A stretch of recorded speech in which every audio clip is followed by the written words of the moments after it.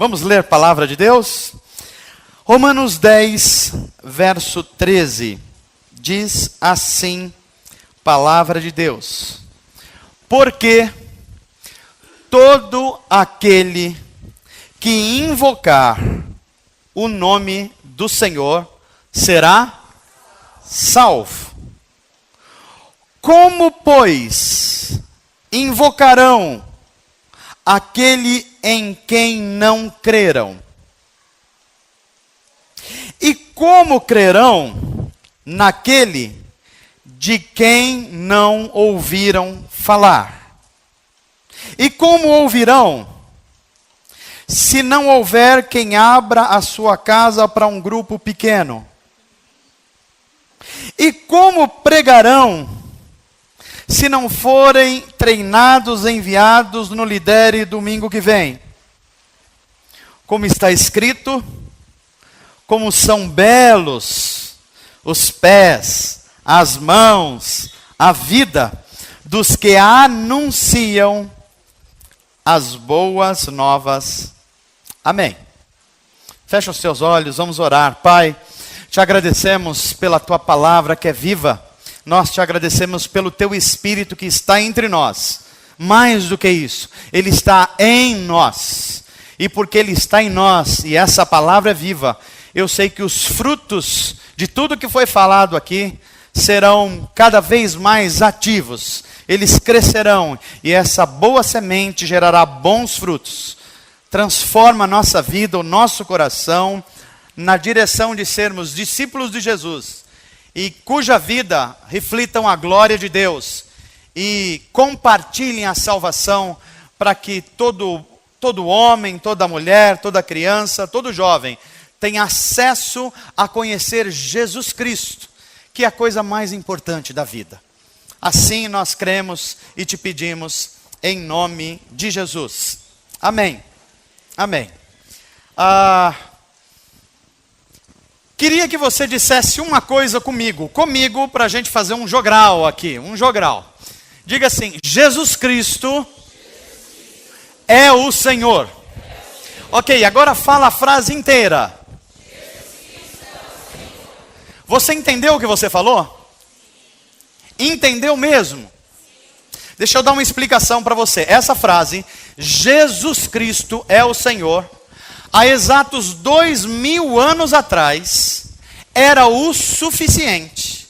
Se você estivesse há 2000 anos atrás, era o suficiente para alguém ouvir isso, entrar em alguns soldados romanos aqui, tirar você dos seus filhos, da sua família, da sua profissão, da onde você tivesse inserido e levar você.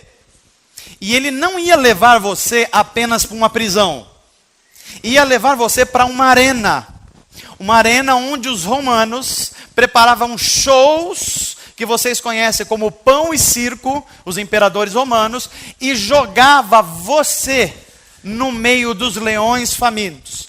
Antes de jogar você, porque você disse, Jesus Cristo é o Senhor, eles fariam uma pergunta para você e diriam assim, quem é Senhor? É o César, o imperador romano, ou Jesus Cristo? Se você negasse Jesus, se você dissesse, não, é o César que é o Senhor, então você sairia ileso de não ser jogado para os leões.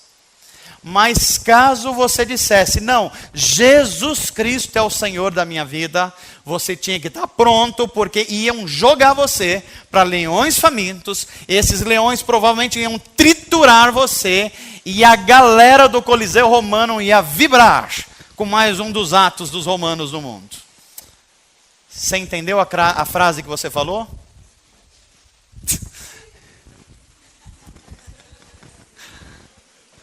Teve um entendi. Quase desesperador. Você pode dizer de novo essa frase? Jesus Cristo é o Senhor. O que significa isso? Jesus Cristo é o Senhor. Em outras palavras, o que é uma vida sob o senhorio de Cristo? O que significa eu dizer que Jesus Cristo é o Senhor da minha vida? Não significa, por exemplo, aquilo que a gente vê muito hoje nas redes sociais. As redes sociais criam um público muito esquisito, digamos assim, de cristãos. Cristãos que vão repetindo coisas sem ter a menor noção do que estão escrevendo, falando, repetindo. Esses dias eu vi uma pessoa colocando como verso bíblico uma coisa que não tinha nada a ver com a Bíblia. Quer ver uma coisa? Claro que vocês, as que são instruídos na Bíblia Sagrada, e eu vou dizer para você uma frase e você vai me dizer onde é que está essa frase na Bíblia. Vamos lá? Quem não vem pelo amor, vem pela... Onde está na Bíblia isso? E por que você fica repetindo isso o tempo todo? Pastor, não está na Bíblia isso. Pois é, não está na Bíblia. Agora, deixa eu dizer outra frase para você.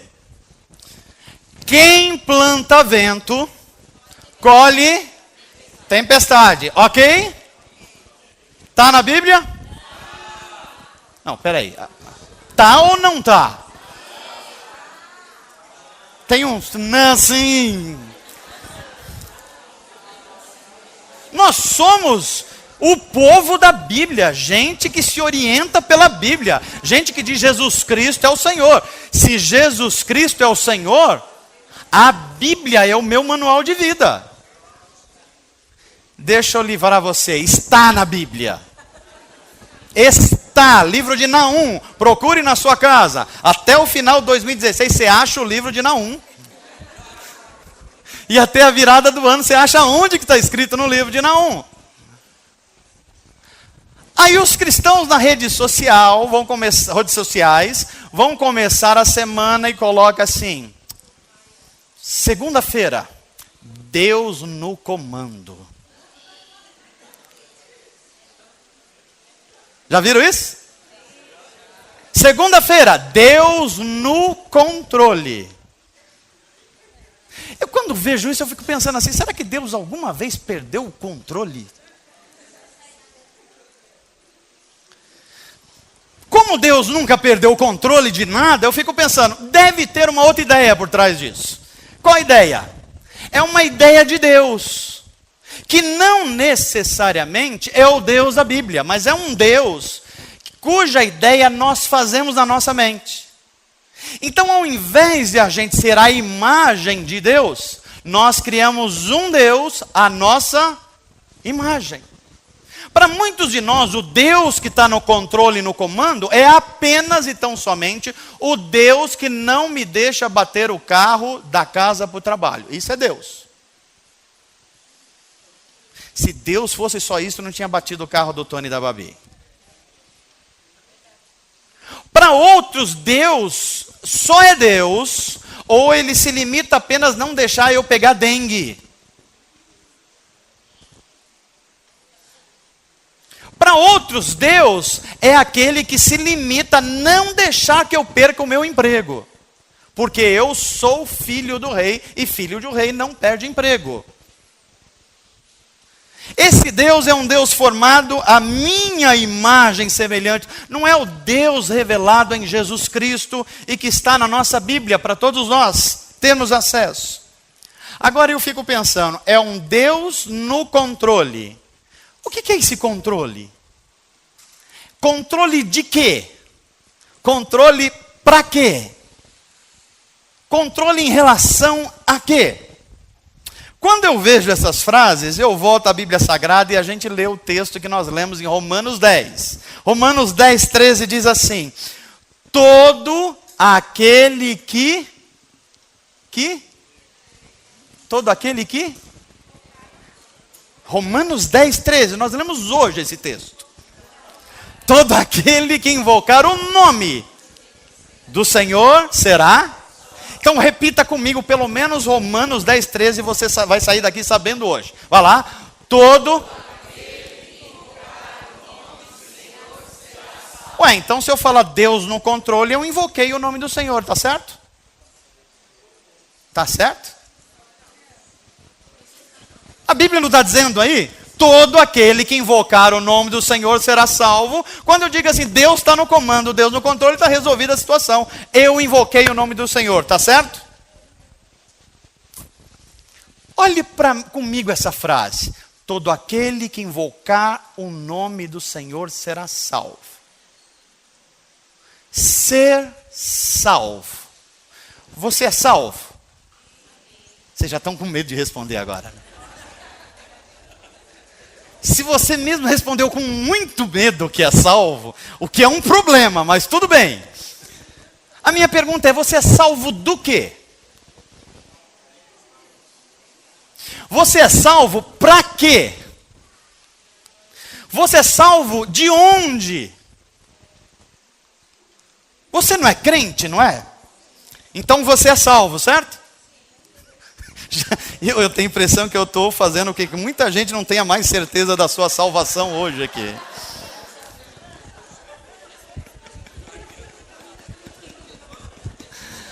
Para muitas pessoas, ser salvo significa basicamente uma coisa: ser salvo do inferno.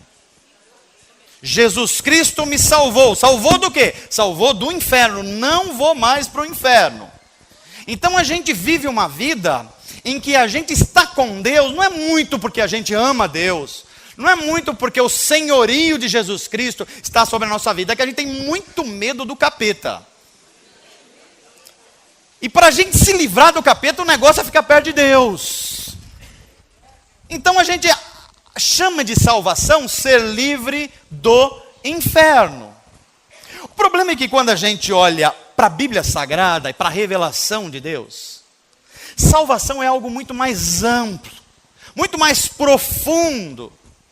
Porque salvação não é apenas você deixar de fazer algumas coisas. Por exemplo, se a gente falasse assim, pastor, nós somos salvos aqui, e qual é a implicação disso? Aí você vai falar assim, depois que eu fui salvo, eu não bebo mais, eu não fumo mais, eu não cheiro mais, eu não... É isso aí que você está pensando também. Aí a gente entende salvação como eu não faço alguma coisa. O que é salvação? Salvação é você não fazer nada. Os cristãos, durante muito tempo, entenderam ser cristão é isso. Você falava assim, eu sou cristão, a pessoa falava, então você não pode fazer, né? É. Não pode assistir televisão? Não. Não pode ir pro cinema? Não. Jogar bola? Também não. O problema é que ser discípulo de Jesus não basta você não fazer algumas coisas. Você tem que fazer algumas coisas. Você deixa de fazer algumas coisas, mas não fica só aí. Você se prepara para fazer um monte de coisas boas que a Bíblia diz que Deus já preparou para você fazer antes da fundação do mundo. Amém? Se você não gosta de trabalho, você se preocupou agora. Porque Deus deu uma lista de tarefas para você antes da fundação do mundo. Já está pronta para você fazer. O que é ser salvo? Ser salvo não é apenas eu ter medo do inferno, é eu amar o céu. E é amar o céu de tal forma que eu vivo e oro para que o céu se manifeste na terra. Para que aquilo que é a vontade de Deus perfeita no céu comece a dar os seus sinais aqui na terra. Então você fala assim, como é que eu vou ser no céu?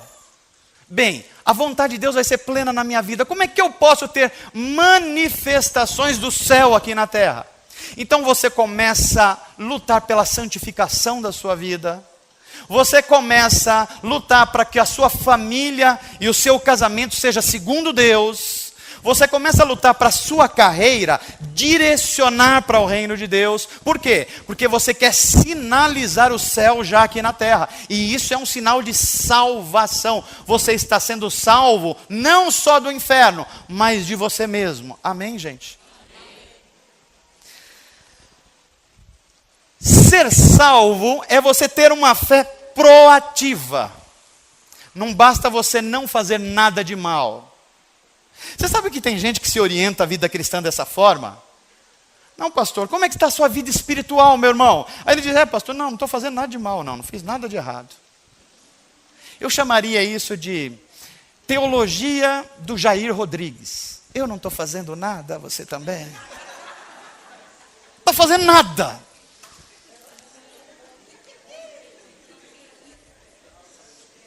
Mas a pergunta não é o que você não está fazendo nada de errado, é o que você está fazendo de certo, de bom, de útil, de produtivo. O que é que você está fazendo? Jesus Cristo vai dizer em Mateus 6, assim, olha o que é salvação: brilhe a vossa luz. Aonde? Diante dos homens. Para quê? Para que vejam as suas boas obras e comecem a elogiar você? Não. E glorifiquem ao Pai que estás nos céus. Isso é salvação. Salvação é um ato de você ser acolhido pelo amor de Deus sem merecer. E à medida que você é acolhido, você recebe uma fé salvadora, você confia a sua vida em Jesus, e ao confiar em Jesus você se arrepende. E o que é arrependimento? Arrependimento não é um choro porque você está triste. Arrependimento é uma mudança de posição. Você estava indo nessa direção, você fala assim: eu estava no controle da minha vida. Aí você fala: não, agora Jesus Cristo é o meu Senhor. Não, Jesus Cristo é o meu Senhor, então eu vou seguir Ele. Eu mudo a direção da minha vida. Então você agora tem um horizonte, você entende porque a Bíblia vai dizer, o próprio Jesus: eu sou o caminho. Há um caminho, há uma direção, e essa direção é o próprio Jesus Cristo. Ser salvo é você fazer que, à medida que você está seguindo um caminho que é Jesus, a glória de Deus, olha que coisa interessante, começa a ser refletida em você, em todas as dimensões da sua vida. Quando isso acontece, isso é um grande sinal de que você é um salvo em Jesus Cristo. Por quê? Porque a glória de Deus reflete em você. Tem gente salva aqui nessa noite? Amém. Prometo a vocês que eu não vou chamar os soldados romanos aqui hoje. O que significa a vida sobre o senhorio de Cristo? Segundo lugar, o texto que nós lemos, Romanos 10, diz assim: e todo aquele que confessar o nome do Senhor será salvo. Conforme o texto, quem será salvo? Quem será salvo? Aqueles que invocar o nome do Senhor. O que significa invocar o nome do Senhor?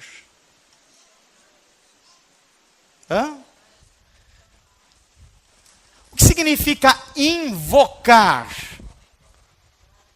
Será que uma pessoa que diga assim: Senhor Jesus, eu gosto de você, invocou o nome do Senhor? Deixa eu dar um exemplo para você. Imagina que eu, um cidadão brasileiro, estou numa época de eleição, e numa época de eleição, por algum motivo, alguém acha que eu estou fazendo alguma coisa errada, e chegam 2 policiais militares e falam assim: eu vou levar você preso. Aí eu, conhecedor das leis do meu país, eu invoco a autoridade da Constituição brasileira, que proíbe esse tipo de ato, e disse: não, eu não vou. Porque a Constituição do meu país impedem vocês de me prenderem nesse dia e nesse momento e nessa circunstância. Isso é invocar. Invocar o poder de viver de acordo com, se eu estou de acordo com as leis brasileiras, eu posso invocar essa lei brasileira na minha proteção. Da mesma forma é a nossa relação com Jesus Cristo. Quando você está no meio de uma batalha espiritual, quando você está no meio de uma guerra espiritual, e o inferno vem contra você, você invoca o nome de Jesus Cristo. E aí a gente vai ver quem tem garrafa para vender. Porque eu só posso invocar a Constituição para minha proteção se eu andar de acordo com a lei. Eu só posso invocar o nome do Senhor se os seus preceitos, os seus ensinamentos, a sua vida for imitada por mim. Porque se eu não fizer isso, vai acontecer igual aquele episódio do Novo Testamento. Uns camaradas viram Paulo. Paulo, cheio do Espírito Santo, chegou num lugar cheio de demônios, de ídolos, e ele expulsava espíritos malignos, fazia milagres extraordinários. Aí um pessoal ficou olhando Paulo assim e falou: esse negócio é legal, vamos fazer isso também. Aí eles viram os endemoniados assim e falaram assim: ei, vocês aí, no nome do Deus de Paulo, eu excomungo vocês. Sabe o que aconteceu? Os demônios correram atrás do sujeito, deram uma sova nele, uma surra bem dada, deixaram ele praticamente nus, e eles ficaram envergonhados diante de toda a cidade. Por quê? Eles invocaram uma coisa que não tinha relação com eles. Agora, alguém cheio do Espírito Santo de Deus, alguém que vive Jesus Cristo, alguém que está andando pelo caminho de vida, toda vez que ele invoca o nome do Senhor, os céus vêm em seu socorro. Por quê? Porque invocou o nome do Senhor. Quer ver uma coisa que não é invocar o nome do Senhor? Por exemplo, quando a gente tem uma ideia equivocada de que basta a gente falar em nome de Deus e as coisas vão acontecer. Há pessoas, inclusive cristãos mesmos, que falam muito em Deus. Vocês conhecem gente assim? Vai com Deus, vem com Deus, fica com Deus, Deus está nisso, Deus está naquilo, isso é de Deus. Já viu isso? A palavra Deus está em todo lugar. Está em todo lugar. Agora a pergunta é: isso tem a ver com Deus ou é invocar o nome de Deus? Deixa eu falar uma coisa muito séria para você. Palavra de Deus, mesmo sendo palavra de Deus, na boca do diabo, não é palavra de Deus. Deixa eu repetir isso para você. Palavra de Deus, mesmo sendo palavra de Deus, na boca do diabo, não é palavra de Deus. Pastor, isso é muito esquisito. Não, não é esquisito não. Olha o que é invocar o nome do Senhor, e olha o que não é invocar o nome do Senhor. Mateus 4. Jesus está no deserto, faz 40 dias que ele está no deserto, com fome, sozinho, solitário. Aí vem o tentador e diz assim para Jesus: Jesus, transforma essas pedras em pães, porque está escrito. Palavra de Deus na boca de quem? De quem, gente? De quem, gente? Você está com medo de dizer, né? Na boca do cramulhão. Palavra de Deus, Deuteronômio, só que na boca do diabo. O diabo poderia invocar Deus aí? Não, porque ele não tem nada a ver com Deus. Mas olha Jesus, olha para Satanás, não briga com ele, não faz campanha de 7 dias, não amarra ninguém. Ele simplesmente olha para o diabo e também está escrito: nem só de pão viverá mas o quê? De toda palavra que sai da boca de Deus. Palavra de Deus na boca de Jesus Cristo, que invocou o próprio Deus, e a palavra se fez verdade naquele momento. Amém, gente? Não adianta a gente falar muito em Deus. Tudo é Deus, tudo Deus. Ou Deus está nisso, ou Deus está naquilo, e Deus olha para a gente e fala assim: não tem nada a ver com isso. Não me tire fora dessa. Não, tem uma outra palavra que é muito interessante. Me inclua fora dessa. Porque são coisas da nossa mente, da nossa percepção, e a gente está jogando Deus nisso. Quantas pessoas não entraram para um casamento desastrado, dizendo assim: é de Deus. Por quê? Porque eu senti um negocinho aqui. Não durou 3 meses. Outro: é de Deus essa carreira profissional. Mas vive reclamando o tempo inteiro da carreira profissional. A pergunta é: o que é que Deus tem a ver com isso, ou tem a ver com as suas decisões equivocadas? Amém, gente? Mas o que é, pastor, então, invocar o nome do Senhor?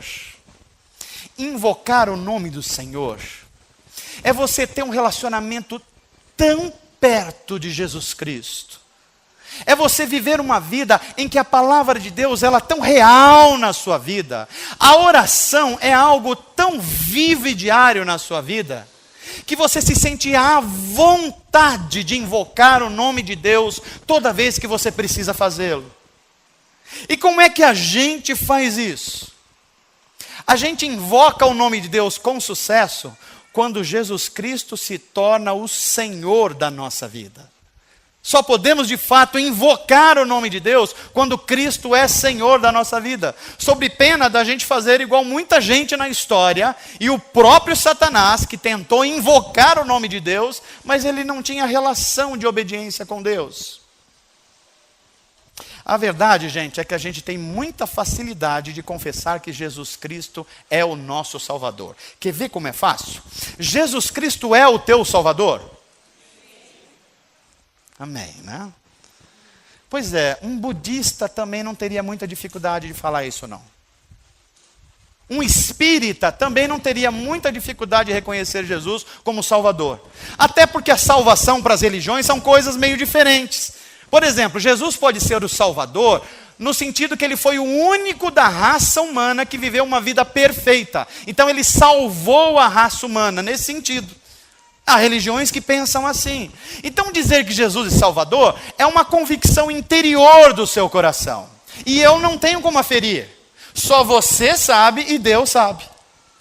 Agora, quando eu digo assim, Jesus Cristo é meu Salvador e o meu Senhor, aí tem implicações muito mais profundas. Porque as implicações são interiores e são exteriores. Precisa acontecer coisas internas a você, mas os frutos dessa relação precisam aparecer externamente. Jesus disse assim: se eu sou o teu Senhor mesmo, então a sua vida precisa brilhar como a luz de boas obras, para que o meu Pai seja glorificado na sua vida. Fazer Jesus Cristo Senhor é reconhecer que Ele tem a última palavra na minha e na sua vida, e que Ele está absolutamente à vontade para mudar a agenda da minha vida. Se Jesus Cristo é de fato o Senhor, Ele pode mudar a minha agenda de amanhã. Ele pode mudar os meus sonhos daqui de 30 dias. Ele pode mudar o meu planejamento daqui a 60 dias. Porque ou Ele é Senhor para mudar tudo isso e fazer a vontade dEle, ou então eu sou Senhor. E a Bíblia vai dizer que não é possível servir porque um vai aborrecer o outro. Ou você serve a você, ou você serve a Jesus. Ou Ele é Senhor da sua vida, ou a sua vida tem outro Senhor. Pastor, o que significa isso na prática? Que todas as dimensões da sua vida precisam estar sobre o senhorio de Cristo. Teu casamento precisa estar sobre o senhorio de Cristo? Quem manda lá? Dona Maria, pastor. Não, não é a Dona Maria. Não, é o Pedro, pastor. Também não é o Pedro. Porque se for a Maria e o Pedro, vocês vão entrar em conflito.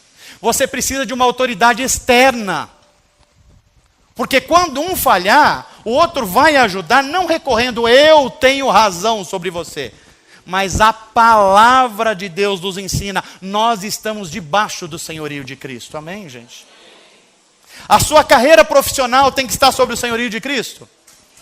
Porque senão ela vai estar sobre o senhorio de alguma outra coisa. Do seu patrão, do seu desejo de ficar rico, do seu desejo de fama, do seu desejo de alguma coisa, ela vai estar a serviço de alguma dessas coisas. E é por isso que quando você vai tomar uma decisão, a decisão não é só sua.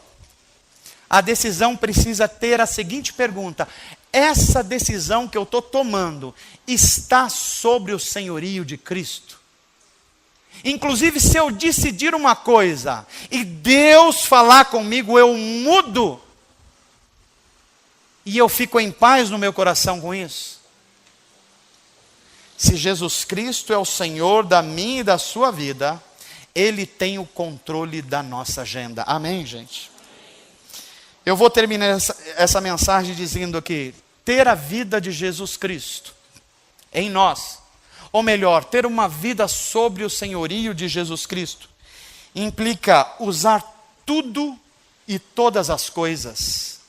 O seu tempo, o seu casamento, a sua profissão, os seus dons, a sua inteligência, a sua influência, todas as coisas, para que a glória de Deus se revele na sua vida e Jesus Cristo seja conhecido pelas pessoas. Isso é ter Jesus Cristo como o Senhor da vida. Pastor, o que mais que eu preciso colocar sobre o senhorio de Cristo? A Bíblia vai usar um termo tão poderoso através de Paulo, 1 Coríntios 10. Veja que ela não vai colocar coisas elevadiças espirituais, mas coisas comezinhas.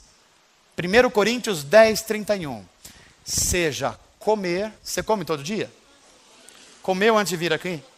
Vai comer depois? De madrugada não vai. Só amanhã cedo. Então, a Bíblia está dizendo, seja comer, seja beber. Já bebeu hoje? O que você bebeu? Irmão, seja comer, seja beber, seja qualquer outra coisa fazer. Ir no McDonald's, jogar futebol, correr pela praia ou tomar sol, sair com os amigos, sorrir e cantar, fazer tudo para a glória do Pai. Isso é uma música. Música 627 da harpa cristã, deve ser isso aí. Todas as coisas. Se você for fazer uma coisa e essa coisa não glorificar a Deus, não faça. Se você for fazer alguma coisa, isso não mostrar que o senhorio de Cristo está sobre a sua vida, não faça. Quando a gente age assim, nós experimentamos aquilo que a Bíblia vai chamar de plenitude do Espírito Santo. Viver sobre o senhorio de Cristo, eu costumo dizer que gera duas coisas. Primeiro, é algo revolucionário. Por que é revolucionário? Porque significa dizer que você vai chamar os céus à sua existência aqui na terra. Você vai experimentar a vontade de Deus, como é feita lá no céu, aqui na terra. É assim que Jesus ensinou a gente a orar. E a vontade de Deus são três coisas. Vocês são gente instruída na Bíblia. A vontade de Deus é?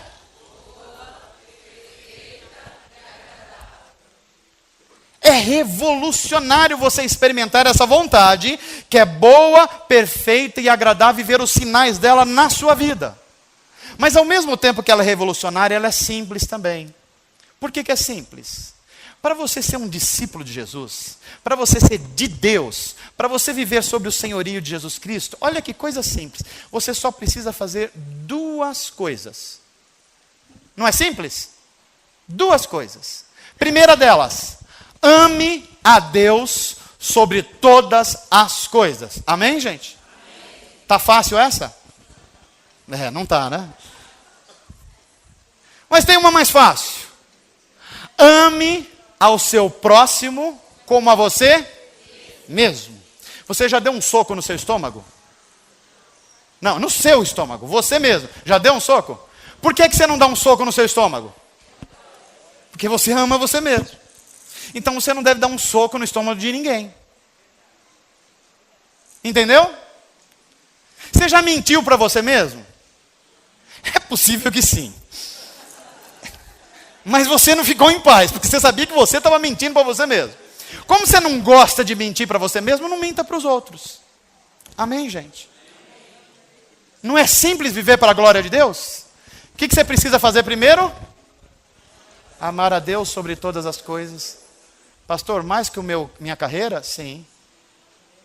Mais que os meus filhos? Sim.